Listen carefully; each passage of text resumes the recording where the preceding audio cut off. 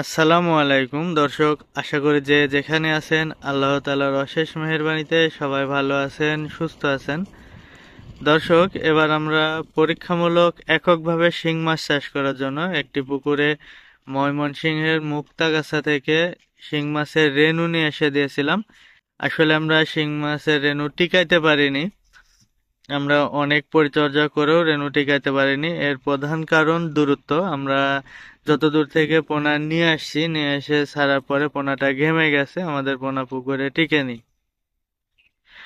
তো রেনু নিয়ে এসে দেওয়ার একটা কারণ, যখন আপনারা শিং মাছের রেনু দিবেন, রেনু দিয়ে একটা পুকুরে নার্সিং করে ওইটা বড় করে ওটা কাটিং করে মাথা মাছগুলি যখন পুকুরে দিবেন, তখন মা মাছের সংখ্যা বেশি হয় পুকুরে। আর যে পুকুরে পোনার মধ্যে মা মাছের সংখ্যা বেশি হয় সেটার রেজাল্ট ভালো হয়, কারণ শিং মাছের মা মাছ বড় হয়ে যায় কিন্তু যেগুলা পুরুষ মাছ সেগুলা ছোট হয়ে থাকে।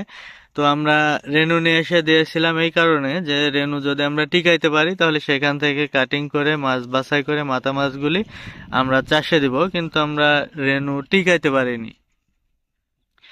তো সবকিছুরই প্রথম অভিজ্ঞতা, অভিজ্ঞতা নিতে হলে সেখানে লস হওয়ার একটা সম্ভাবনা থাকে, ভুলভ্রান্তি হওয়ার সম্ভাবনা থাকে। তো আমরা যেহেতু প্রথমবার রেনু নিয়ে এসে দিয়েছি, তো এটা দেওয়ার পরে আমরা অনেক কিছুই এক্সপেরিমেন্ট করতে পারছি। আসলে রেনু নিয়ে এসে দেওয়াটা ভুল আমাদের, বিশেষ করে আমার অনেকজনের সাথে কথা হয়েছে পরবর্তীতে এই বিষয় নিয়ে। যাদের সাথে কথা হয়েছে তারা যারা দূরে মাছ পরিবহন করে নিয়ে গেছে, কেউ মাছ সেভাবে টিকাইতে পারেনি। অল্প কিছু মাছ টিকে আসলে সেটা ধরার মধ্যে চলে না।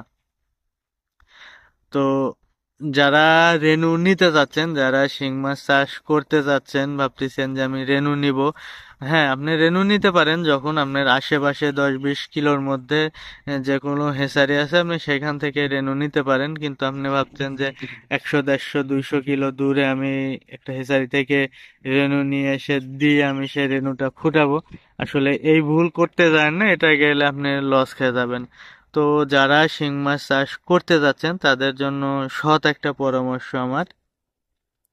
পরামর্শটা এমন যে শিং মাছের যখন আপনি পুকুরে শিং মাছ দিবেন, শিং মাছের যেটা মা মাছ সেটা সব সময় বড় হয়। আর আমরা এখন অনেকে বলতে পারেন যে আপনি রেনু নিলেন, আপনি বড় সাইজের পোনা নিতে পারতেন। বড় সাইজের পোনা না নেওয়ার একটা কারণ, যখন আমরা দালালদের কাছ থেকে পোনা নিই, যারা পোনা ব্যবসায়ী তারা আসলে কেউই ভালো না। সেখানে আমার পরিচিত অমন কেউ নাই ময়মনসিংহে। আমরা বগুড়া থেকে পাবদার পোনা নিই, দীর্ঘ 6 বছর যাবৎ পাবদার পোনা নিচ্ছি, কিন্তু যাদের কাছে থেকে নিচ্ছি তারাই আমাদের সাথে 2 নাম্বারি করে। তো ময়মনসিংহে আমার কেউ পরিচিত নাই, কোনো পোনা ব্যবসায়ী পরিচিত নাই। যেহেতু আমি বগুড়া, তারা আমাদেরকে 6 বছর ধরে, 5 বছর এর আগে দিয়েছে, বিগত 5 বছর দিয়েছে, এবার 6 বছরে পড়ছে।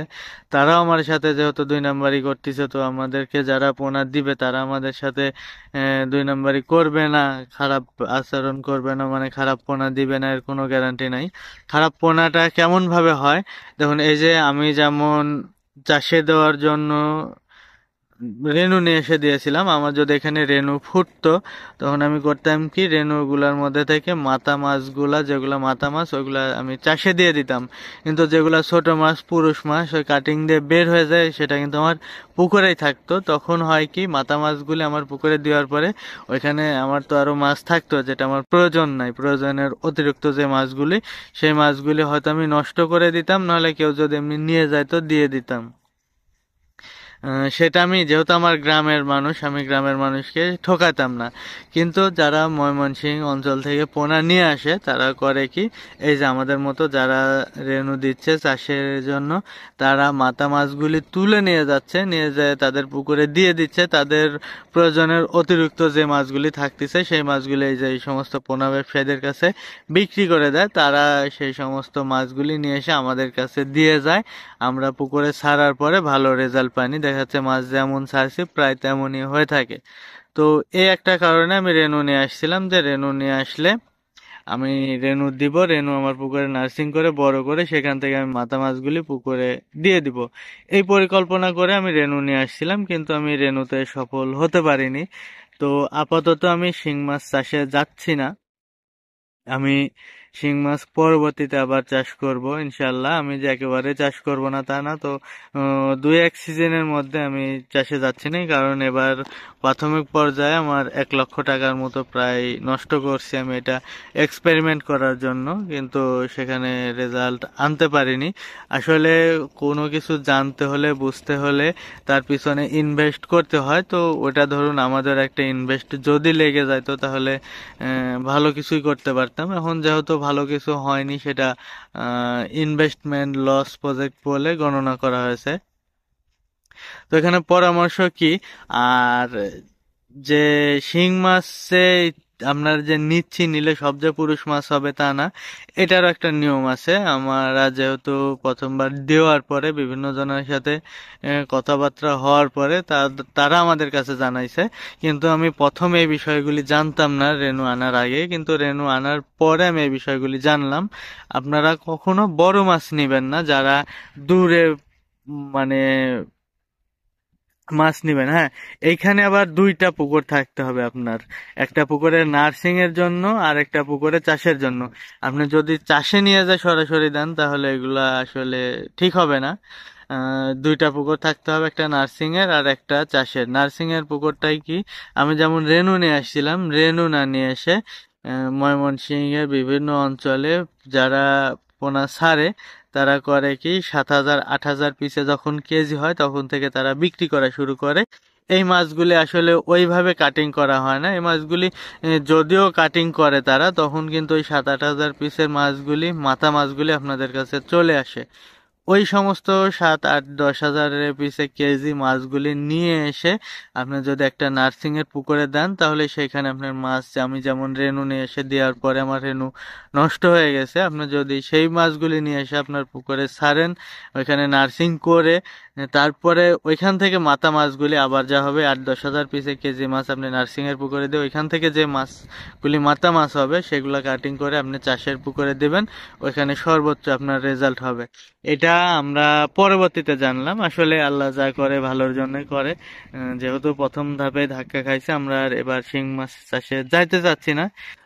যদি যাইতাম তাহলে আমি ওই 8-10 হাজার পিসে কেজি মাছগুলো আবার নিয়ে আসতাম, নিয়ে এসে আমার যে পুকুরে আমি রেনু দিয়েছিলাম সেই পুকুরে আবার নার্সিং এ দিতাম, দিয়ে ওইখান থেকে মাথা মাছগুলি তুলে বিক্রি করে দিতাম। তো ভাই, যারা ভাবতেছেন যে রেনু নিব দূরে থেকে, তারা এই ভুল করতে যায় না। আপনার খরচ হয়তো বা ইয়াতে বেশি হবে, পোনা যখন আপনি একটু বড় সাইজের পোনা নিয়ে আসবেন খরচ বেশি হবে, কিন্তু সেটা টেকসই হবে। আমরা যে নিয়ে আসছিলাম আমাদের খরচ হয়তো বা কম হয়তো, কিন্তু আমি তো পোনা টিকাইতে পারি না, আমার সম্পূর্ণই লস। আমি যদি নিয়ে আসতাম ভালো মানের পোনা, আমার খরচ বেশি হলেও সেটা আমার লাভ হতো। তো সেই চিন্তা করে এটা আপনাদেরকে সৎ পরামর্শ, যারা শিং মাছের রেনু নিতে চাচ্ছেন, দূরে কেউ রেনু নেবেন না। দূরে রেনু নিলে আপনি অবশ্যই ক্ষতিগ্রস্ত হবেন। আপনারা চেষ্টা করবেন যারা শিং মাছ চাষে দিতে যাচ্ছেন, নার্সিং এ দেন, দিয়ে তারপরে পুকুরে ছাড়েন। আর যদিও বা ভাবেন যে আমি নার্সিং এ দিব না, তাহলে আপনি চেষ্টা করেন যারা আপনাদেরকে পোনা দিবে তাদের সাথে যোগাযোগ করে আপনি তারা কোন পুকুর থেকে মাছ উঠাবে সেই পুকুরে যান, পুকুরে যেয়ে মাছটা কাটিং করে তারপরে আপনি নিয়ে এসে পুকুরে ছাড়েন। দেখেন তারা যদি সেভাবে দেয় তাহলে মাছ নেন, আর যদি না দেয় তাহলে মাছ নিয়েন না। তারা এই ছোট সাইজের পোনাগুলি সরাসরি কালচারে দিয়ে দেন, একেবারে বড় পোনা না দিয়ে। তো ওইটাই আমার মনে হয় ভালো হবে। তো পরবর্তীতে কথা হবে আবার অন্য কোনো ভিডিওতে। এই পর্যন্ত সবাই ভালো থাকবেন, সুস্থ থাকবেন।